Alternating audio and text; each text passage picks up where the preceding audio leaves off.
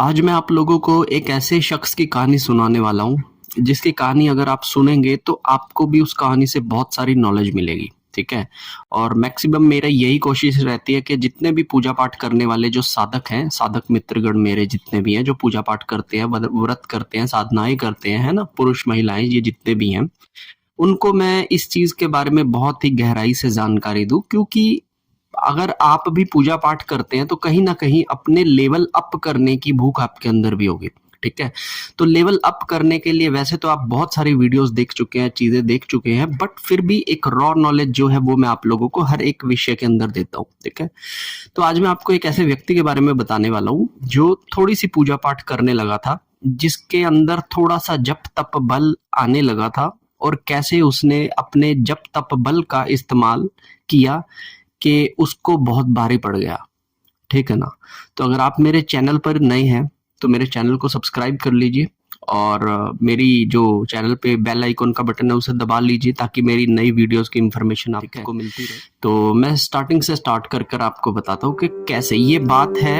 लगभग आप लगा लीजिए 2015 या 16 की बात है, ठीक है? उस व्यक्ति ने जैसा मुझे स्टार्टिंग में बताया था वहाँ से बताता हूँ। उस व्यक्ति ने कहा कि मैं जो है हनुमान जी के मंदिर में सेवा करता हूँ और हनुमान जी की पूजा करता हूँ। हनुमान जी के मंदिर में ही मैं एज़ ए पंडित की तरह मैं शाम को और सुबह जो होता है वो खड़ा होता हूँ। उसके अलावा मैं पढ़ाई भी करता हूँ और अपना थोड़ा बहुत काम भी करता हूँ। सब्जियों का उनका काम था, ठीक है? तब उसने कहा कि मेरे अंदर एक ऐसी सनक जागी कि मैं हनुमान जी की, बालाजी की सिद्धि करूँ। और उसने किसी व्यक्ति से बालाजी की सिद्धि का मंत्र लिया, किसी गुरु से मिला होगा वो मुझे नहीं पता।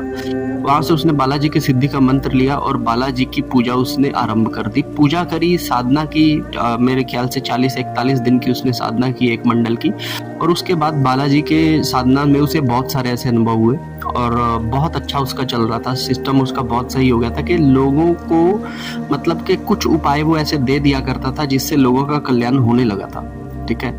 अब ये चीज़ जिस तरह से वो कर रहा था तो ठीक है, उसकी पूजा पाठ नई-नई है, उसको बहुत जप तप मिल रहा है और जप तप कैसे इस्तेमाल करना है वो भी वो कर रहा था, ठीक है? अब कहते हैं कि जब तक आप किसी चीज़ में पूर्ण जानकारी ना हासिल कर लो तो अधूरी जानकारी भी आपको मरवा सकती है। सेम यही बात होने वाली थी अब उसके साथ, लेकिन हुई कैसे मैं आप लोगों को बताता हूँ। वो कहता है कि मेरे पास एक शख्स आया जो उससे मिलने के लिए आया और उसने कहा कि भाई हमारे ऊपर किसी व्यक्ति ने बहुत बुरी तंत्र क्रिया कर दी है जिसकी वजह से हमारे शरीरों के अंदर दर्द रहता है, हमारे शरीर में गांठें बन गई हैं, है ना?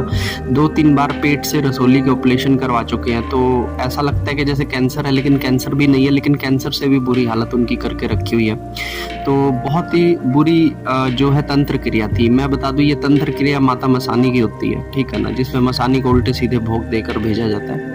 उसके बाद क्या होता है कि वो व्यक्ति आता है उसके पास तो वो अपने सिंपल जो झाड़ा लगाता था, झाड़ा लगाने के लिए उसके पास क्या था कि मोर पंखी के होते हैं, आपने देखा होगा मोर के पंखों का एक ऐसा पूरा बंडल सा बना लेते हैं, नीचे से उसे गांठ मार लेते हैं, ठीक है? उसे सिद्ध कर लिया जाता है मोर पंखी को। तो उस मोर पंखी से उसने उस व्यक्ति को झाड़ा किया और झाड़ा करने के तुरंत बाद जो सामने वाला व्यक्ति था जिस पर ये सब तंत्र क्रिया थे उसको आराम पड़ गए, ठीक है? जब उसे आराम पड़ गए तो उसको ऐसा सच में लगने लगा कि भाई मैं जिस व्यक्ति के पास जाता हूँ वहां पर जाकर झाड़ा लगवाने से मुझे आराम पड़ता है और ये जो व्यक्ति जो बालाजी की साधना करके बैठा था ये भी अमूमन जैसे वो आता था तो उसको झाड़ा लगा दिया करता था। अब कहते हैं कि जब तक आपके पास किसी चीज की अच्छी तरीके से काट मत हो और आप अगर झाड़ा वाड़ा अगर किसी को लगा रहे हैं तो आपके पास उतना जाप होना चाहिए कि आप सामने वाले की चीज को उतार सके। अब यहाँ पर हुआ क्या कि ठीक है वो उस बात हुए को 6 महीने बीत गए, लेकिन 6 महीने के बाद जो ये साधक था जो बालाजी की साधना कर रहा था इसको खुद कुछ समस्या आने लगी। इसको समस्या क्या आती थी कि इसको मतलब जैसे रात के समय पर सोता था तो इसको दबाव पड़ने लगे, ठीक है? इसको सोई सोई में झटके लगने लगे, इसकी बॉडी पर नील के निशान पड़ने लगे, ठीक है? मॉर्निंग के अंदर जब भी ये जाप करता था तो इसको वासनाएं बहुत आती थी, काम वासना इसके अंदर बहुत ज्यादा हो गई थी, क्रोध बहुत ज्यादा हो गया था। अपने अड़ोसियों पड़ोसियों से इसकी कुछ लड़ाई हो गई थी क्योंकि क्रोध पर काबू नहीं है तो जुबान पर भी नियंत्रण नहीं है और इस तरह से कोर्ट कचहरी तक बात इसकी पहुंच गई।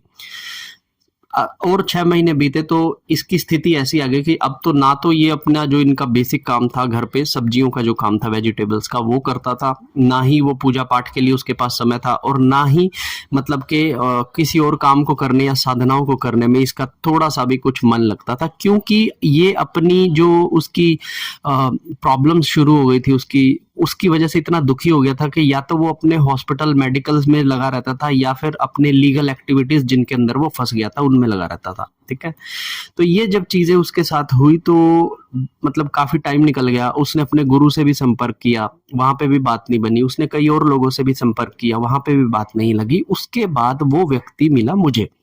ठीक है, मुझे जब वो व्यक्ति मिला तो उस व्यक्ति ने मुझे सारी अपनी आप बीती बताई कि किस तरह से मैं झाड़ा करता था, और झाड़ा करने के बाद जो सामने वाले की जो चीज है वो मुझ पर ही आ गई, और उसका मेरे पास कोई भी सॉल्यूशन नहीं है। मैं कई लोगों से मिल चुका हूँ लेकिन मेरी समस्या का सॉल्यूशन अभी तक हो नहीं रहा। ठीक है, तो जब ये सारी बात उसने मुझे बताई तो मैंने कहा कि भाई सबसे पहले चीज होती है कि किसी भी चीज जो होती है, कोई भी एंटिटी होती है, सबसे पहले आपको उसका पता होना चाहिए कि सामने वाले व्यक्ति के ऊपर एंटिटी क्या है। ठीक है ना, क्योंकि अलग अलग एंटिटीज को अलग अलग तरीके से उतारा जाता है, ये आपको समझना पड़ेगा। ठीक है, आपको लगता है कि ठीक है आपके पास मंत्र है, मंत्र के इस्तेमाल से आप कुछ भी कर देंगे, लेकिन अलग अलग चीजों को अलग अलग तरीके से उतारा होता है। फॉर एग्जाम्पल मैं बात करूं माता काली या माता मसानी की, तो इनका उतारा नहीं होता है।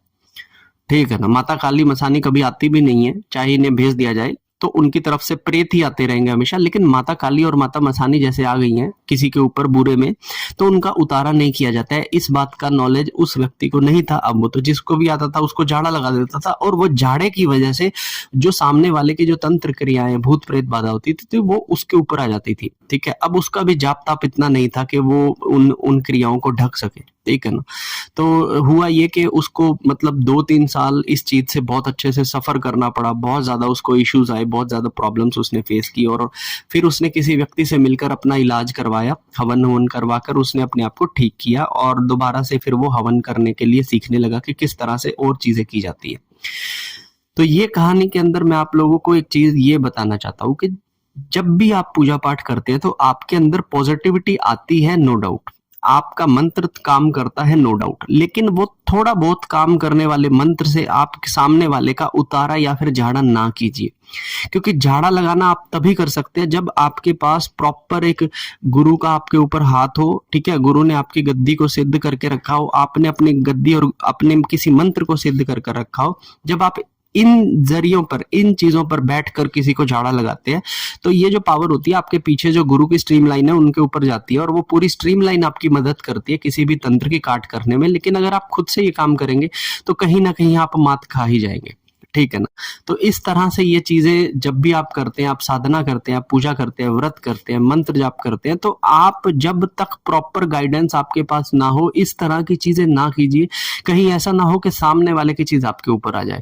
चीजों को किस तरीके से उतारा जाता है, किस तरीके से काटा जाता है, कब चीजें प्रभाव डालती हैं, इन चीजों का अनुभव आपको होना बहुत ज्यादा जरूरी है। अन्यथा अगर आप इन चीजों का अनुभव नहीं रखते और ये सब चीजें करने लग जाते हैं तो आप देखेंगे कि बहुत सारे लोग जो गद्दी लगाते हैं ना, 1-2 साल के बाद उनका सबसे ज्यादा सत्यानाश उन्हीं लोगों का हो रहा है जो गद्दी वद्दी लगाते हैं। क्योंकि ये जो चीजें होती है ना, गद्दी लगाने वाली शक्तियां अलग हैं, देवी देवता हमेशा अलग होते हैं। जो लोग सोचते हैं कि गद्दी लगाने पे माता काली, माता कालका ये सब बैठी है, नहीं भाई, माता काली, माता कालका इतने फ्री नहीं है कि वो आपके घर में आकर गद्दियां लगाकर लोगों का कल्याण करेगी। वो बहुत बड़े लेवल पर पूरी दुनिया का कल्याण करने में लगी है। ठीक है ना, तो थोड़ा सा अगर आप साधना के अंदर है तो इन विषयों को थोड़ा गहराई से सोचिए, गहराई से इन चीजों पर ध्यान दीजिए, और कभी भी अपने मंत्र से किसी को झाड़ा लगाने का, किसी का उतारा करने का ना सोचिए।